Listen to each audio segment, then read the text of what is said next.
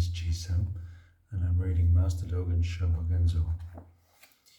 And we are on chapter 87, Kuyo-shobutsu, serving offerings to Buddhas. It's quite a long chapter. From meeting in the beginning with 30 kotis of Shakyamuni Buddhas and serving offerings to them throughout lifetimes until meeting with constant light Tathagata, in all cases he constantly spends lifetimes serving offerings in the body of a sacred wheel-rolling king. Sacred wheel-rolling kings may often be more than 80,000 years of age. His serving of offerings is the service of offerings of all kinds of comforts through a lifetime of sometimes 90,000 years and sometimes 80,000 years. Constant light Buddha means burning torch Tathagata.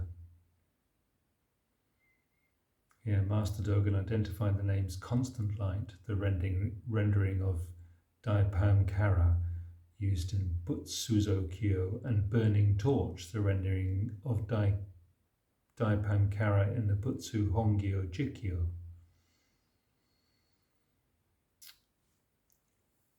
In both sutras, he meets 30 kotis of Shakyamuni Buddhas.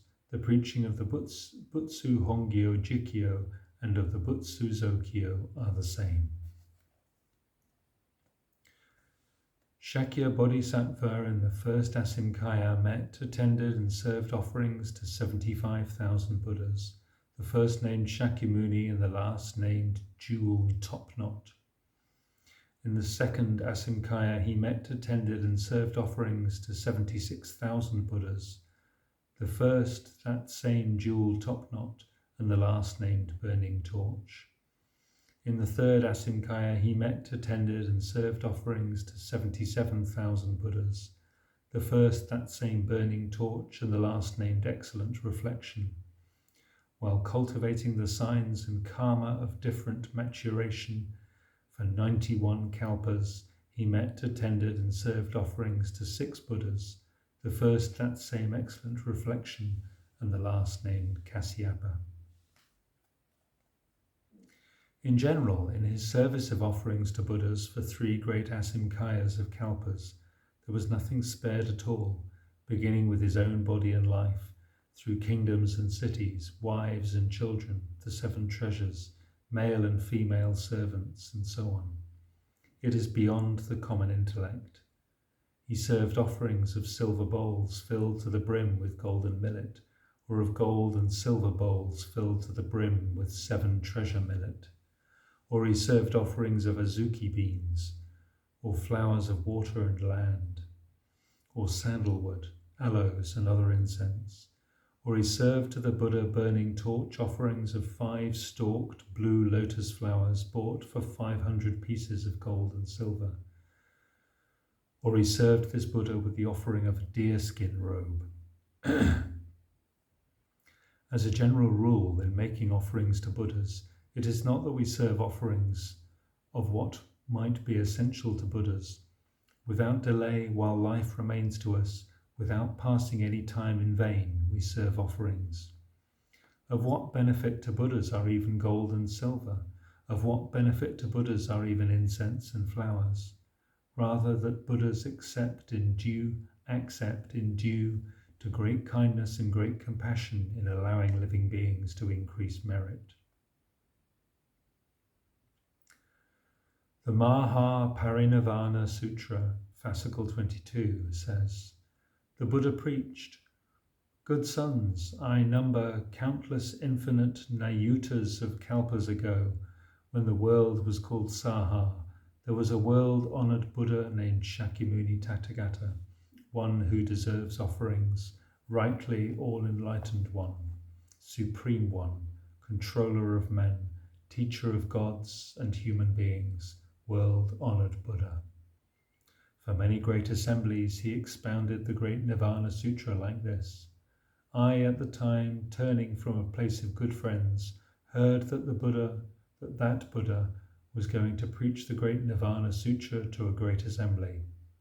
After I heard this, my heart rejoiced, and I wanted to prepare a service of offerings. Being of humble abode and without possessions, I intended to barter my own body. Unfortunately, it did not sell. Then, intending to return home, I met a man on the road and told him, "I want to sell my body. Could you not buy it, sir?" The man replied, "The work I have at my home is beyond human endurance. If you could do it, I would buy you." I then asked him, "What work is there that is beyond human endurance?" "Veritably," the man replied, "I have a terrible illness from which a good doctor has prescribed the following medicine. I am to take daily 3 pounds of human flesh. If you can really supply me with 3 pounds of your body's flesh every day, I will give you 5 gold coins." Then, having heard this, I rejoiced in my heart. I told him further, "If you give me the coins and allow me 7 days, when I have finished my own business, I will be obliged to return at once and work for you." "Veritably," the man replied, 7 days is impossible.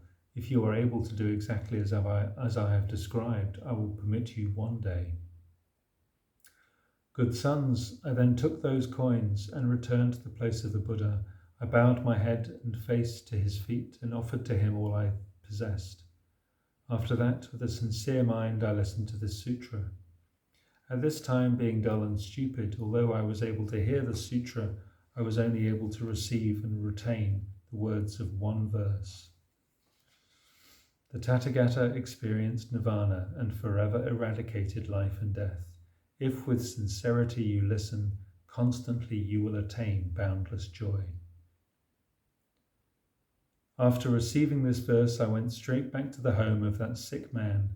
"Good sons, although then I indeed gave him 3 pounds of flesh every day, with remembrance of the verse as a direct and cooperating cause, I completed a month without feeling pain and without missing a day.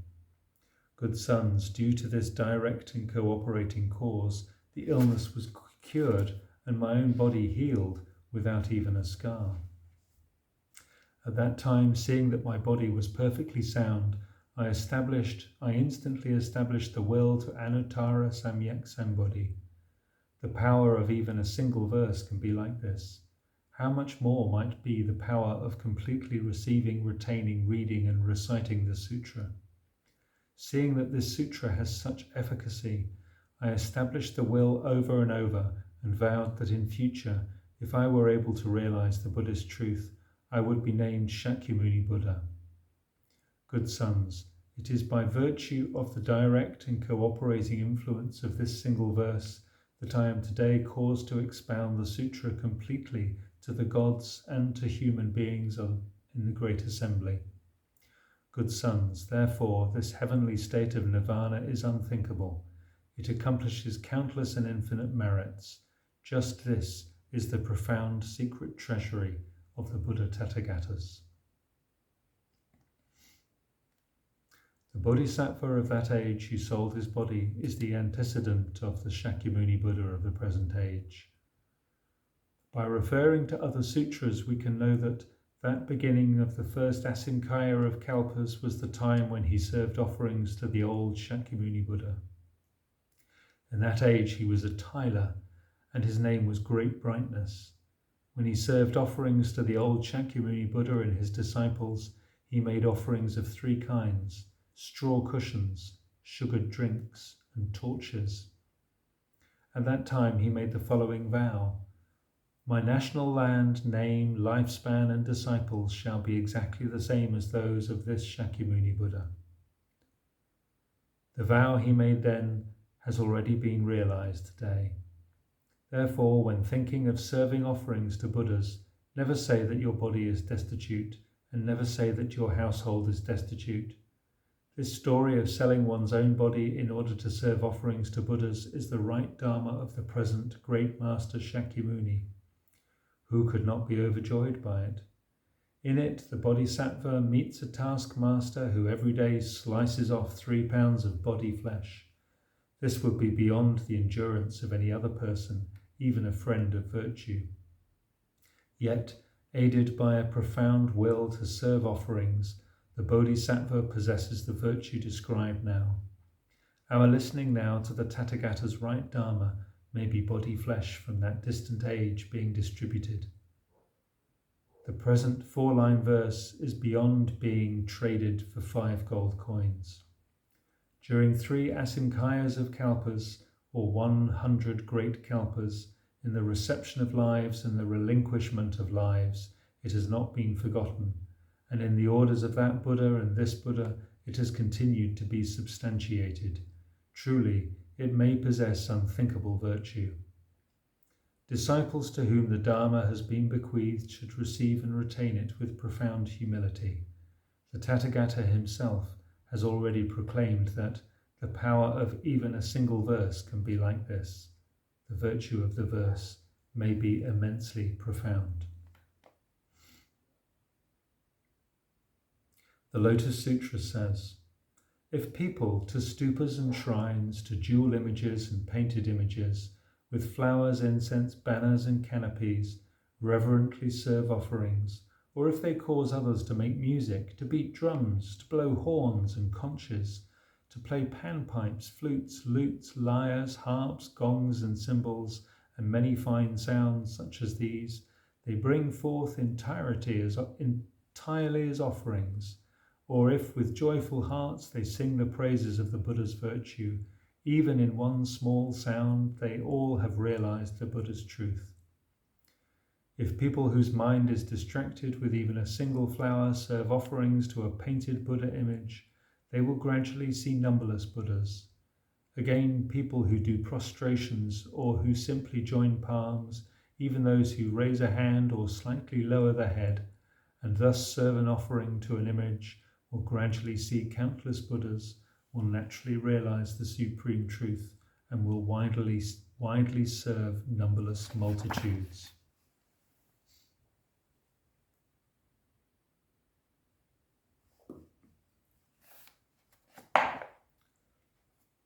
This is the very brains and eyes of the Buddhas of the 3 times, and we should strive headlong to meet sages and emulate them. Do not pass time in vain. Great Master Sakito Musei says, do not pass time in vain. Virtue like this, in every case, realizes Buddha. Past, present or future, it must be the same. There can never be 2 or 3. People who, due to the cause of serving offerings to Buddhas, realize the effect of becoming Buddha, are like this. The ancestral master Nagarjuna said, when we are pursuing the Buddha effect, to praise a single verse, to chant a single namas, what's a namas? Bowing obeisance or reverential salutation, reciting the devotions to Buddha, Dharma and Sangha. Thank you. To burn a single pinch of incense, to offer a single flower, small actions like these without fail enable us to become Buddha. Although this is the preaching of the ancestral master and Bodhisattva Nagarjuna alone, we should devote our life to it. Still more, it is the preaching of the great master Shakyamuni Buddha, as authentically transmitted and upheld by the ancestral master Nagarjuna. That we now, climbing the treasure mountain of the Buddha's truth, and entering the treasure ocean of the Buddha's truth, fortunately have obtained treasure, is most joyful. It may be the influence of vast kalpas of offerings to Buddhas. We must not doubt that without fail we are to become Buddha. It is assured. The preaching of Shakyamuni Buddha is like this.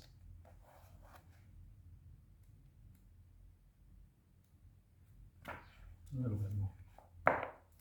Furthermore, there are cases of a small direct cause having a great effect, and of small circumstantial causes having great results.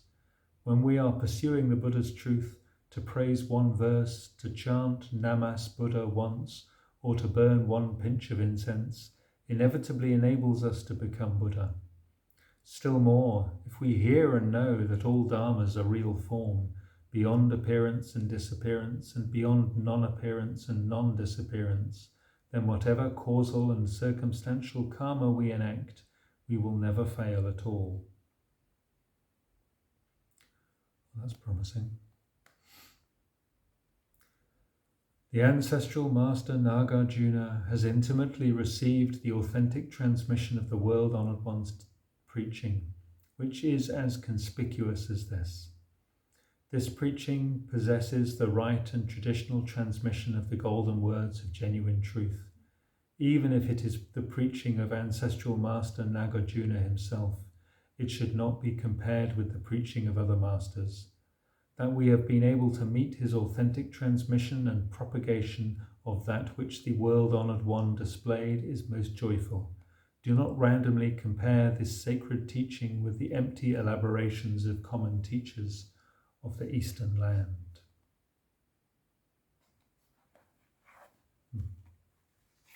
It's very rich, isn't it? Thank you for listening. Take care.